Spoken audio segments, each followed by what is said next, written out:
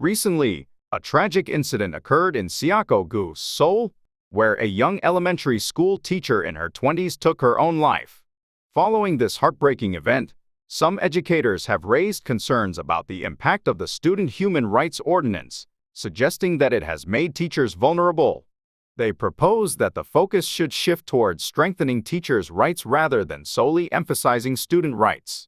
Today, we will delve into the details of the Student Human Rights Ordinance to gain a better understanding of its implications. What is a Student Human Rights Ordinance? The Student Human Rights Ordinance serves as a crucial measure to ensure that students attending school are treated with dignity and respect and enjoy their fundamental freedoms. Unlike a nationwide law, this ordinance operates at the local government level, with its implementation varying from one area to another. The origins of the Student Human Rights Ordinance can be traced back to Superintendent Kim Sang-gon, who assumed his role in Gyeonggi-do in 2009. He initiated the pledge to uphold student rights, and this commitment was later echoed by Superintendent Kwak No-hyun when he took office in Seoul. Subsequently, the ordinance was put into effect, leading to the complete prohibition of corporal punishment in elementary, middle, and high schools. Such punitive practices, like forcing students to walk in a duck-walk manner in the school playground, were previously carried out by teachers but have been abolished through the implementation of this ordinance. Problems with the Student Human Rights Ordinance. Student rights must be respected. In particular, it is true that corporal punishment, which was common in the past, now has vanished and the human rights of students have been widely guaranteed. However, after the Student Human Rights Ordinance was implemented, the school's atmosphere changed.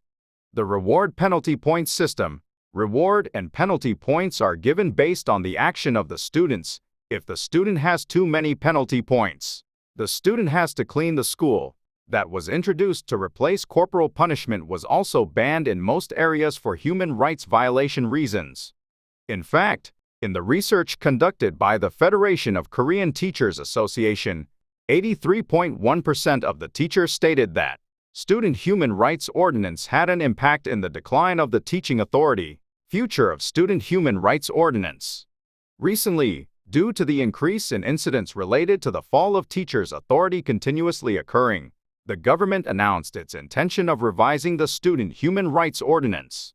According to the amendment of the Student Human Rights Ordinance that was submitted to the National Assembly, the teachers will be able to wake up the students who are sleeping in class, which is currently not possible due to the Student Human Rights Ordinance.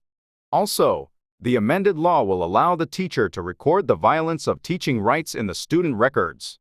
They are also planning to create a manual for education and complaint responses from not only the students but also from the parents.